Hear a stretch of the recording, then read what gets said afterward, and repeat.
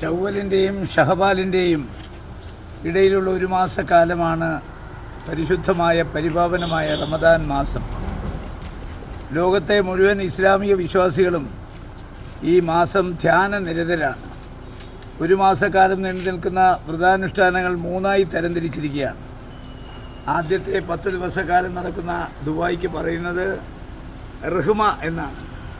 റഹ്മ എന്ന് പറഞ്ഞാൽ പടച്ച തമ്പുരാനുമായി അള്ളാഹുവുമായി നേരിട്ട് ബന്ധപ്പെടുന്ന ഒരു പ്രക്രിയയാണ്. ശരീരവും മനസ്സും ശുദ്ധമാക്കി പ്രാർത്ഥനാനിരതമായ മനസ്സുമായി അള്ളാഹുവിനോട് നേരിട്ട് സംവദിക്കുന്ന ആ പ്രാർത്ഥനയിലൂടെ ദൈവകൃപ നേടിയെടുക്കുക എന്നുള്ളതാണ് ഒരു ഇസ്ലാമിൻ്റെ ലക്ഷ്യം. അപ്പോൾ ആദ്യത്തെ 10 ദിവസം കൊണ്ട് ദൈവകൃപ നേടിയെടുത്തു കഴിഞ്ഞാൽ പിന്നെ രണ്ടാമത്തെ 10 ദിവസത്തെ പ്രാർത്ഥനയ്ക്ക് മഗ്ഫിറ എന്നാണ് പറയുന്നത്. പാപം ചെയ്യാത്തവരായിട്ട് ഭൂമിയിൽ ആരുമില്ല. പാപം ചെയ്യാൻ പശ്ചാത്തപിക്കാം, പ്രായശ്ചിത്തം ചെയ്യാം. ഭൂമിയിൽ തെറ്റ് ചെയ്യാത്തവരായി ആരുമില്ലെന്നാണ് പറയുന്നത്. പക്ഷെ തെറ്റ് ചെയ്താൽ ആ തെറ്റ് സമ്മതിക്കുകയും കുറ്റം കണ്ടുപിടിക്കുകയും കുറ്റത്തിന് പരിഹാരമുണ്ടാക്കുകയും ചെയ്യുക എന്നുള്ളത് നമ്മുടെ മനുഷ്യ സഹജമായൊരു കാര്യമാണ്. താൻ നിരന്തരം ചെയ്യുന്ന കർമ്മങ്ങൾ താൻ അനുഭവിച്ചിടുക തന്നെ വേണം എന്നൊരു ചൊല്ലുണ്ട്. അപ്പോൾ നല്ല കർമ്മങ്ങൾ ചെയ്താൽ നല്ല ഫലം കിട്ടും, പാപകർമ്മങ്ങൾ ചെയ്താൽ പാപഫലം കിട്ടും. ഈ മഗ്ഫിറ എന്ന് പറയുന്ന 10 ദിവസത്തെ പ്രാർത്ഥനയിലൂടെ പാപമുക്തി ലഭിക്കും എന്നുള്ളതാണ് ഇസ്ലാമിൻ്റെ വിശ്വാസം. പാപത്തിൽ നിന്ന് മോചനം നേടാനുള്ള ഏറ്റവും നല്ല മാർഗമാണ് രണ്ടാമത്തെ 10 ദിവസം നടക്കുന്ന മഗ്ഫിറ. മൂന്നാമത്തെ 10 ദിവസം അതിവിശിഷ്ടമാണ്. നമ്മുടെ ഖുർആൻ അവതരിപ്പിച്ച മാസമെന്നാണ് റമദാൻ മാസത്തെക്കുറിച്ച് പറയുന്നത്. അതിനേക്കാൾ ഉപരി വിശുദ്ധ യുദ്ധമായ ബദർ യുദ്ധം, ഖുറൈശികളെ പരാജയപ്പെടുത്തിയ യുദ്ധം, ആ യുദ്ധം ജയിച്ച മാസം കൂടിയാണ് റമദാൻ മാസം. അവസാനത്തെ 10 ദിവസത്തെ പ്രാർത്ഥന, ഇസ്ലാം എന്ന് പറയുന്നത് മരണാനന്തര ജീവിതത്തിൽ വിശ്വസിക്കുന്നു. മരണാനന്തര ജീവിതം എന്ന് വെച്ചാൽ മരിച്ചു കഴിഞ്ഞിട്ടാണ് യഥാർത്ഥ ജീവിതം ഒരു ഇസ്ലാം ആരംഭിക്കുന്നത്. ഭൂമിയിൽ പാപം ചെയ്താൽ ആ പാപത്തിൻ്റെ ശിക്ഷ ഇവിടെ കിട്ടുന്നില്ലെങ്കിൽ മരിച്ചു കഴിഞ്ഞാൽ മരണാനന്തരമുള്ള ജീവിതത്തിൽ അതിന് ശിക്ഷ കിട്ടിയിരിക്കും. ഇപ്പം നരകത്തിൽ പോകേണ്ടി വരും, സ്വർഗം കിട്ടുന്നവരുമുണ്ട്.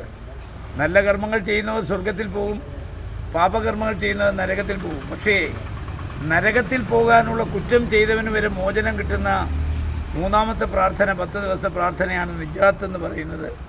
ആ നിജാത്തിലൂടെ നരകമുക്തി ലഭിക്കുമെന്നുള്ളതാണ് ഇസ്ലാമിൻ്റെ വിശ്വാസം. ലാ ഇലാഹ ഇല്ലല്ലാഹ, അള്ളാഹു അല്ലാതെ ഒരു ദൈവമില്ല. ഒരു ഇസ്ലാം ആരുടെയും മുമ്പിൽ തല കുനിക്കാറില്ല, മുട്ടുമടക്കാറില്ല. പടച്ച തമ്പുരാൻ്റെ മുമ്പിൽ മാത്രമാണ് മുട്ടു നടക്കുന്നത്. എല്ലാ മതങ്ങളെയും സമഭാവനയോടുകൂടി കാണുന്ന വിശ്വമാനവികതയുടെ പ്രതീകം തന്നെയാണ് ഇസ്ലാം മതം. ഇന്തോനേഷ്യ കഴിഞ്ഞാൽ ലോകത്ത് ഏറ്റവും കൂടുതൽ ഇസ്ലാമുകൾ ജീവിക്കുന്ന രാജ്യം ഇന്ത്യയാണ്. ആ ഇന്ത്യ രാജ്യത്തെ മുസ്ലിങ്ങൾ പരിപാവനമായ റമദാൻ മാസം ആഘോഷിക്കുന്ന മുസ്ലിങ്ങൾ അറിയാനൊരു കാര്യം കൂടി ഞാൻ പറയാം. നമ്മുടെ രാജ്യം ഗുരുതരമായ ഭവിഷ്യത്തിലൂടെ മുന്നോട്ട് പോവുകയാണ്. നമ്മുടെ രാജ്യത്തിൻ്റെ ഏറ്റവും വലിയ സൗന്ദര്യം എന്ന് പറയുന്ന ബഹുസ്വരതയാണ്. Unity in ഡൈവേഴ്സിറ്റിയാണ്, നാനാത്വത്തിൻ്റെ ഏകത്വമാണ് ബഹുസ്വരത. മതാത്മകമായ ഒരു രാഷ്ട്രമല്ല ഇത്, ഒരു മതേതര രാഷ്ട്രമാണ്. ഇവിടെ 80% ഹിന്ദുക്കളുണ്ട്. പക്ഷേ ഹിന്ദുവിനുള്ള എല്ലാ അവകാശവും മുസൽമാനും ക്രിസ്ത്യാനിക്കും പാർസിക്കും ബൗദ്ധനും ജൈനനും സിഖുകാരനുമുണ്ട്.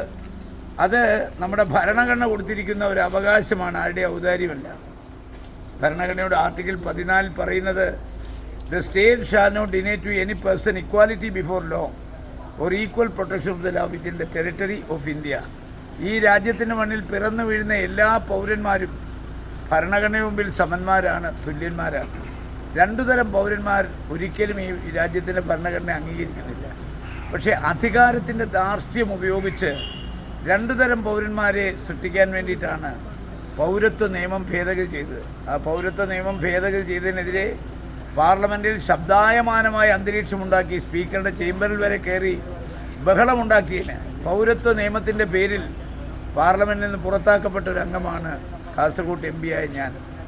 ഈ കാലഘട്ടത്തിൽ ഭരണഘടനയാണ് ഏറ്റവും വലിയ വെല്ലുവിളിയെ നേരിടുന്നത്. ഭരണഘടന രണ്ടാമത്തെ ഒരു ആർട്ടിക്കിൾ പറയുന്നത്, article 25, right to profess and propagate a religion, ഒരു ജാതിയിൽ വിശ്വസിക്കാൻ, ഒരു മതത്തിൽ വിശ്വസിക്കാൻ, ആ മതത്തിൻ്റെ ആചാരങ്ങളും അനുഷ്ഠാനങ്ങളുമായി മുന്നോട്ട് പോകാൻ നമ്മുടെ ഭരണഘടന ഇന്ത്യയിലെ ഓരോ പൗരനും അവകാശം കൊടുത്തിട്ടുണ്ട്.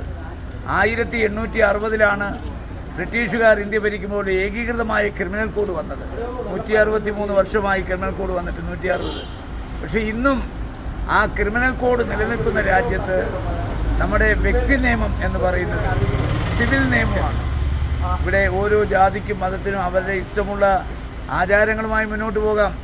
ഇപ്പോൾ മുസ്ലിങ്ങൾ അവരുടെ ആചാരങ്ങൾ തീരുമാനിക്കുന്ന ശരീഅത്ത് വഴിയാണ്. ഹിന്ദു മാരേജ് ആക്ട് ഉണ്ട്, വിവാഹമോചനം, അതുപോലെ ദത്തെടുക്കൽ, പിന്തുടർച്ചാവകാശം, ഇതെല്ലാം മതപരമായ തീരുമാനങ്ങളാണ്. അതിനെ അട്ടിമറിച്ച് ഏകീകൃതമായ സിവിൽ കോഡ് കൊണ്ടുവരുന്നതും ഈ കാലഘട്ടത്തിൽ ഏറ്റവും വലിയ വെല്ലുവിളിയാണ്. അതുകൊണ്ട് ഇസ്ലാം മതവിശ്വാസികൾ മാത്രമല്ല, നമ്മുടെ രാജ്യത്തെ സ്നേഹിക്കുന്ന എല്ലാവരും ഭരണഘടനയെ നിലനിർത്താൻ ശ്രമിക്കണം. ഭരണഘടനയെ അട്ടിമറിച്ചാൽ നമ്മുടെ രാജ്യം തകർന്ന് തരിപ്പണമാകും.